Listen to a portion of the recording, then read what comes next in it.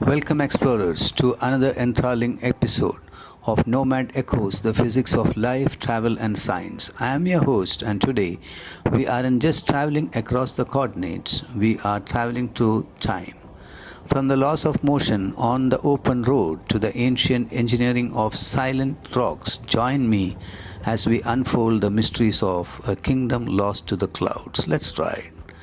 My journey began in my hometown, Thiruvananthapuram, on two wheels. The 50-kilometer ride to Chitharal is a scenic 2-hour transition from the busy city to the rugged heart of the history. As I crossed the border into Tamil Nadu, the air was thick with energy of Kerala's election campaigns. The roar of the loudspeakers and the political slogans of the politicians were literally fading into the distance. In the background, the soulful heartbeat of the land took over, the chime of the temple bells and the rhythmic drums beats of a local procession. Just before reaching the destination, I pulled over at a small weathered store tucked away under a tree. The shelves were lined with the glass jars of native snacks. My eyes fell for the stash of tender coconuts. The tender coconut was the ultimate refreshment before the scorching afternoon uphill climb. At the base of the hill, there is a rupee 10 parking fee. Security is very strict. The environment is literally clean, and they ensure that no food items are carried up, preserving the site's cleanliness and safety. The climb up Malai, the hill of holy monks, is a meditative walk on symmetrically cut stone paths.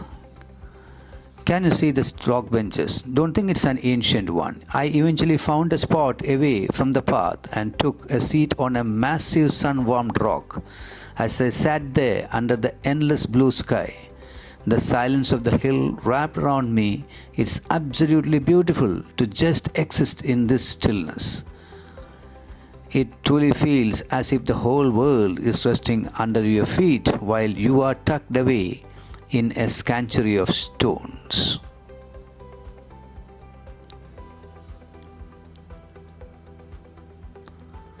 All the way, the modern rock benches could be seen that I had told at an earlier stage.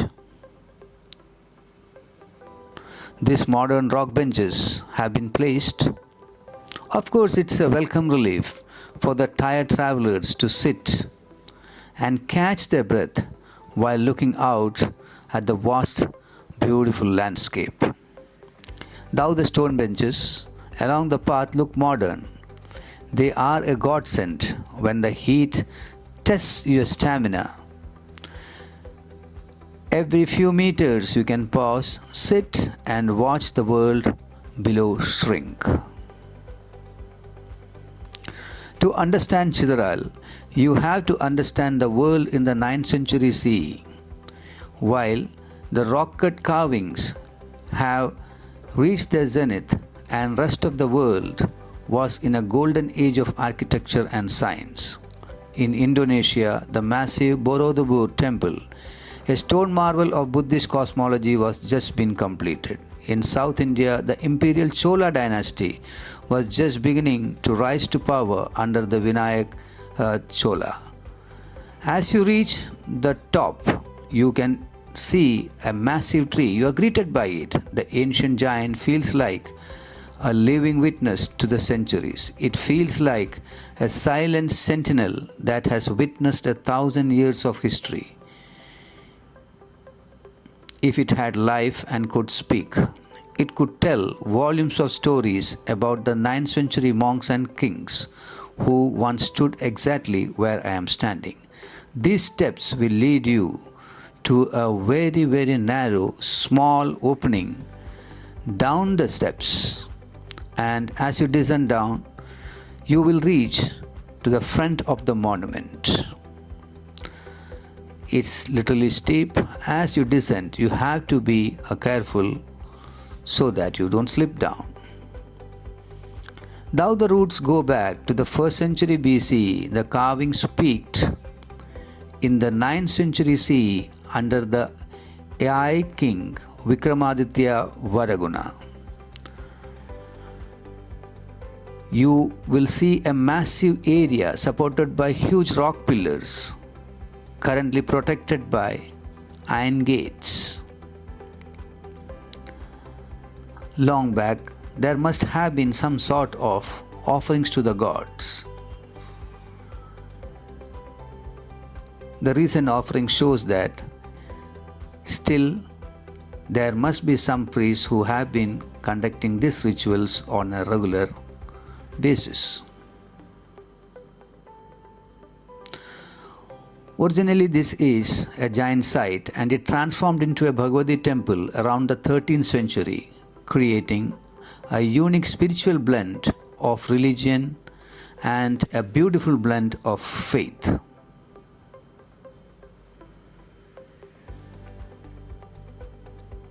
You can see intricate carvings at every corner of this temple.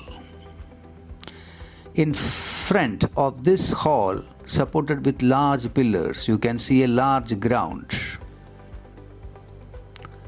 where certain rituals or functions must have been conducted over the centuries when Jainism was at its peak.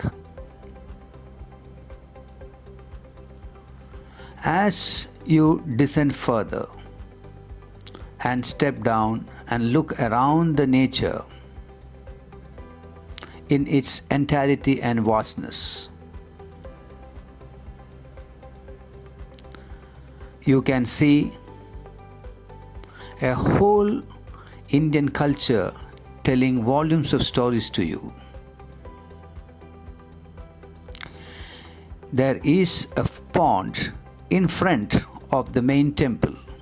Local legend says that the water never goes dry.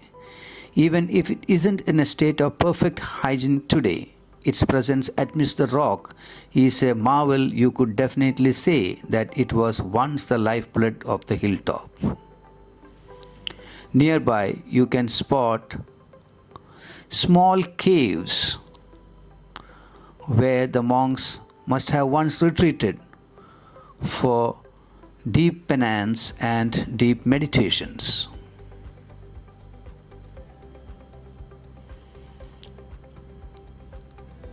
As I told previously, it has been locked by an iron gate. My camera reveals that an entire hall that has been intricately carved must have been used for purposes for discussions, religious discussions, political discussions, etc.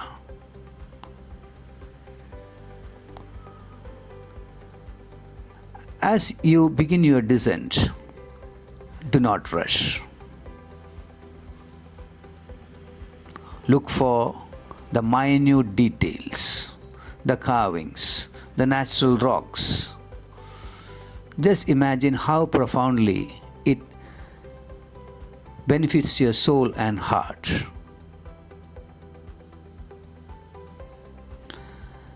As you climb this, you can see a massive area, and this was maybe likely a place of meditations.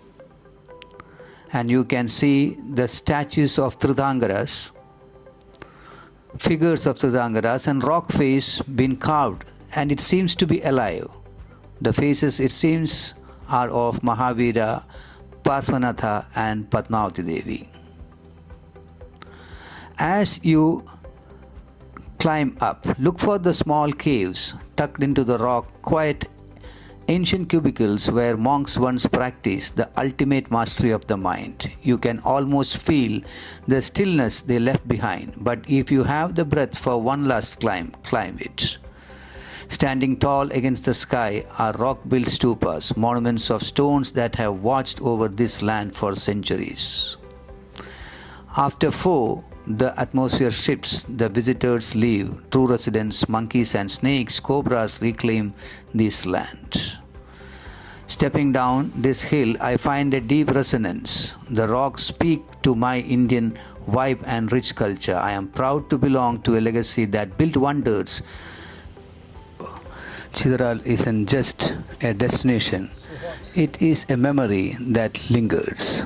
If this journey moved you, like and share your thoughts. Subscribe to the Physics Nomad for more hidden corners of our heritage. Until next time, keep exploring.